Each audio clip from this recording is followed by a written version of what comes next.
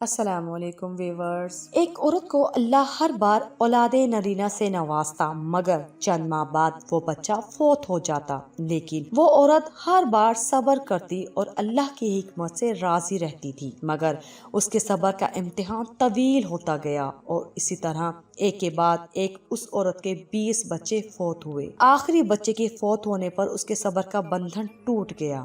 وہ آدھی رات کو زندہ لاش کی طرح اٹھی اور اپنے خالق حقیقی کے سامنے سر سجدے میں رکھ کر خوب روئی اور اپنا غم بیان کرتے ہوئے کہا: اے کون و مکان کے مالک، تیری اس گناہ گار بندی سے کیا تقصیر ہوئی کہ اس سال میں 9 مہینے خونے جگر دے کر اس بچے کی تکلیف اٹھاتی ہوں، اور جب امید کا درخت پھل لاتا ہے تو صرف چند ماہ اس کی بہار دیکھنا نصیب ہوتا ہے۔ آئے دن میرا دل غم کے ہول کا شکار رہتا ہے کہ میرا بچہ پروان چڑھے گا بھی کہ نہیں۔ اے دکھی دلوں کے بھید جاننے والے، مجھے بے نوا پر اپنا لطف و کرم فرما دے۔ روتے روتے اسے اونگ آ گئی۔ خواب میں ایک شگفتہ پربہار باغ دیکھا جس میں وہ سیر کر رہی تھی کہ سونے چاندی کی اینٹوں سے بنا ایک محل نظر آیا جس کے اوپر اس عورت کا نام لکھا ہوا تھا۔ باغات دیکھ کر وہ عورت خوشی سے بے خود ہو گئی۔ محل کے اندر جا کر دیکھا تو اس میں ہر طرح کی نعمت موجود تھی اور اس کے تمام بچے بھی اس محل میں موجود تھے جو اسے وہاں دیکھ کر خوشی سے جھوم اٹھے تھے۔